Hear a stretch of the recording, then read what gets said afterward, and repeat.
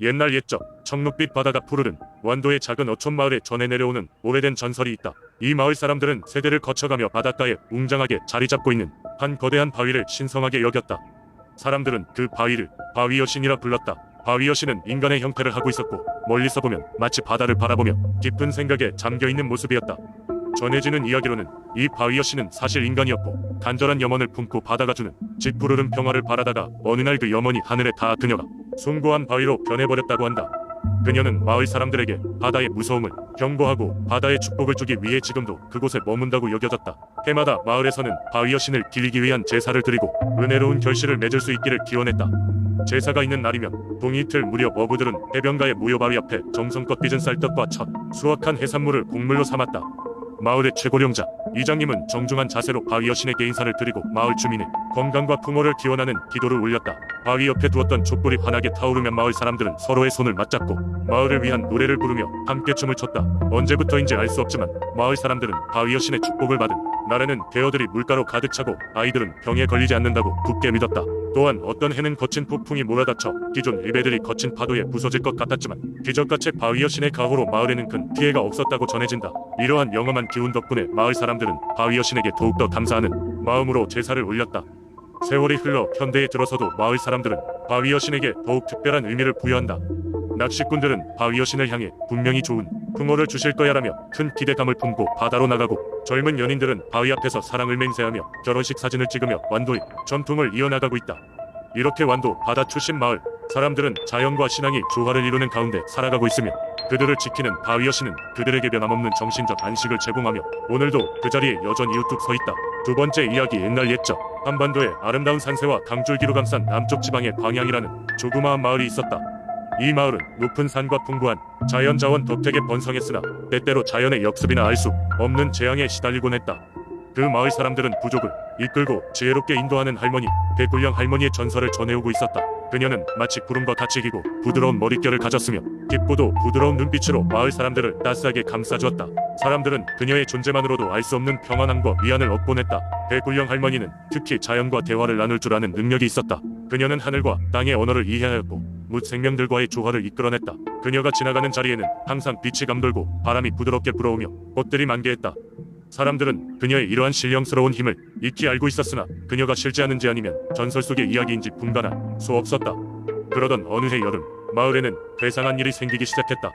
하늘은 어두운 먹구름으로 뒤덮이고 마치 비극을 예고하듯이 번개는 쉬지 않고 번쩍였다.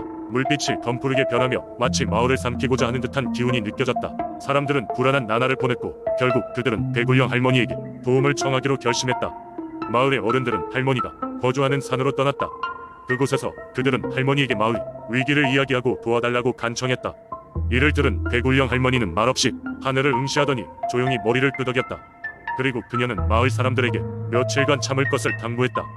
몇 날 며칠이 지났을까 마을 하늘엔 갑자기 눈부신 햇살이 쏟아지고 무지개가 떠올라 세상을 밝히기 시작했다.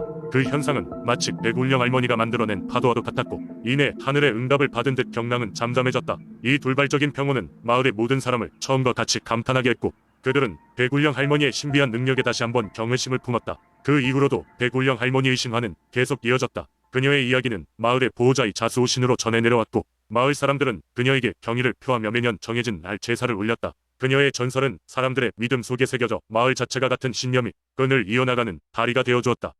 세월이 흐르고 시대가 변했어도 광양이 사람들은 그들의 마음속에 백울령 할머니의 이야기를 품고 있었다. 그녀의 존재는 마치 마을과 사람들 그리고 자연 모두를 연결해주는 보이지 않는 실 같은 것이었다.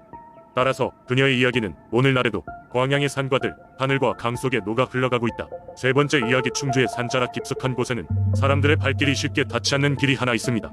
그 길은 오랫동안 도깨비 고갯길로 불리며 신비로운 이야기와 전설이 전해져 내려오는 곳이죠. 옛날 옛적 충주의 이 길은 산 넘고 물 건너 마을과 마을을 잇는 중요한 통로였습니다. 하지만 이상하게도 이 고갯길을 지나가려는 사람들은 항상 무언가에 홀린 듯한 기분을 느꼈고 방향 감각을 잃어버리기 일쑤였습니다. 그래서 사람들은 이 길을 도깨비 고갯길이라 부르게 되었죠. 그 당시 마을 사람들은 이곳에 신비로운 도깨비들이 살고 있다고 믿었습니다. 전설에 따르면 이 길의 도깨비들은 해질녘에 나타나 사람들을 유혹하여 장난을 쳤다고 합니다. 그들은 자주 길을 걷는 사람들 앞에 나타나 보이지 않는 실로 사람의 발을 묶거나 물건이 갑자기 사라졌다가 나타나게 하며 사람들을 당황하게 했습니다. 그러한 일들로 인하여 이 길을 지나는 것은 많은 사람들에게 두려움의 대상이 되곤 했습니다. 하지만 도깨비들은 결코 나쁜 의도를 가진 이들이 아니었습니다. 그들은 인간 세상에 관심이 많았고 오히려 사람들에게 도움이 되는 일을 하기를 좋아했죠. 이 도깨비들은 특히 농사를 지을 때 사람들이 힘겨워할 때마다 까마득하게 쌓인 돌덩이를 거들어주거나 깊이 잠든 이들 몰래 밭을 갈기도 했습니다. 어느 날 마을에 살던 한 노인이 이 길에 도깨비들을 만나게 됩니다. 노인은 그날 저녁길을 걷다 도깨비들에게 발이 묶여 넘어지게 되었고 그 자리에서 밤을 보내게 되었습니다. 그는 처음에는 무서웠지만 도깨비들이 그에게 다가와 따뜻한 음식을 건네며 자신들의 이야기를 들려주는 것이었습니다. 도깨비들은 인간과 친구가 되고 싶고 자신들이 인간 세계를 돕고 싶다는 소망을 전했습니다. 노인은 도깨비들의 진실한 마음에 감동하였고 이 이야기를 마을 사람들에게 전했습니다. 그 후로부터 마을 사람들은 이 길을 걸을 때 도깨비들을 위한 작은 음식을 준비해 길가에 두었습니다. 도깨비들도 그에 대한 보답으로 마을 사람들의 곡식 창고를 지켜주고 농사가 잘 되게 도와주는 등 마을과 좋은 관계를 맺게 되었습니다. 세월이 흘러 지금은 그 길에 대한 전설은 희미해졌지만 충주의 도깨비 고갯길은 여전히 그 옛 전설과 함께 많은 이들에게 신비로운 장소로 남아 있습니다. 자연과 신비가 어우러진 그곳은 오랜 세월을 간직한 이야기들을 사람들에게 속삭이며 충주의 소중한 민속 신앙의 한 부분으로 전해지고 있습니다. 네 번째 이야기. 오랜 옛날 태안의 바닷가는 해안선을 따라 끝없이 펼쳐져 있는 모래사장과 잔잔한 파도가 조화를 이루는 곳이었다. 이곳에는 바다의 여신이라 불리는 아름답고 신비로운 수호신이 살고 있었다. 그녀의 이름은 해련이었으며 맑고 푸른 눈동자와 검고 긴 머리카락을 가진 모습으로 달빛이 비치는 밤이면 바닷가를 거닐며 노래를 불렀다고 전해진다. 해련은 해안 지역 사람들에게 매우 중요한 존재였다. 그녀는 바다의 날씨를 동물과 식물들의 상태와 연관지어 점쳐주었고 어부들이 고깃잡이를 나갈 때마다 안전한 바닷길을 알려주기도 했다. 특히 풍랑이 갑자기 몰아칠 때면 해련의 경고에 따라 피신한 어부들이 목숨을 구한 일이 많았다. 어느 해, 그해 가을은 유난히도 풍작이 이어졌다. 해안의 주민들은 풍족한 어획량 덕분에 풍족한 생활을 누릴 수 있었다. 사람들은 이 모든 것이 해련의 덕분이라고 믿었고 그녀에게 감사를 표하기 위해 매년 9월이면 바다의 여신을 위한 큰 제사를 열었다. 그 자리에서는 신성한 춤을 추고 노래를 부르며 여신에게 감사와 소망을 전했고 주민들은 바다에 재물을 던져 바다의 평온을 기원했다. 하지만 그해 겨울 해안 지역에는 전례 없는 강풍과 폭설이 찾아왔다. 발이 묶인 사람들은 깊은 불안에 빠졌다. 마을은 설상가상으로 전염병까지도 터져 삶의 희망이 사라지는 듯했다. 마을 이장과 장로들은 고민 끝에 해련을 찾기로 결심했다. 사람들은 여신의 비호를 받고자 했다. 절망에 빠진 장로들은 밤이 깊을 때 바닷가로 나갔고 해안가의 작은 언덕 위에서 해련을 발견할 수 있었다. 그녀는 잔잔한 미소를 띠고 있었으며 사람들을 따뜻하게 맞이하였다. 그녀는 신성한 음악과 함께 장로들에게 축복의 노래를 들려주었다.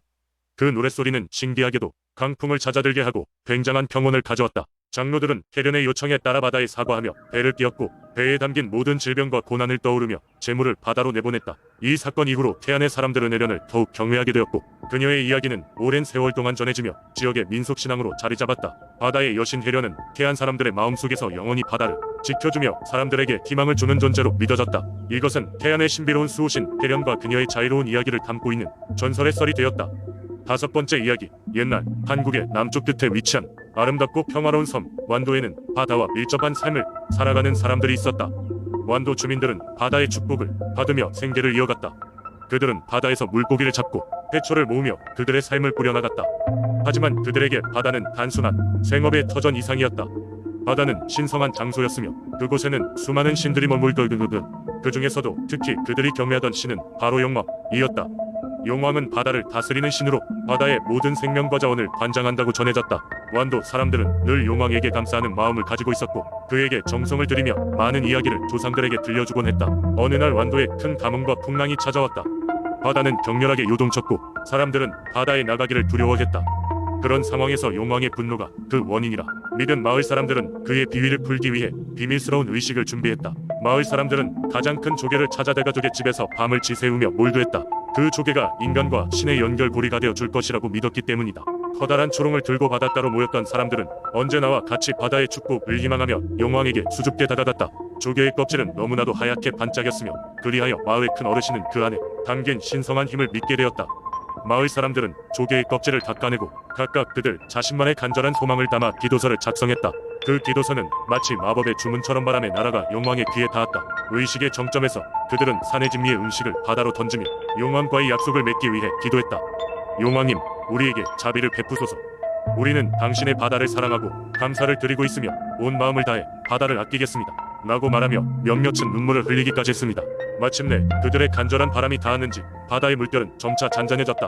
바람은 덜 거세졌고 하늘은 마치 그들의 노력을 인정하기라도 하듯 맑아졌다.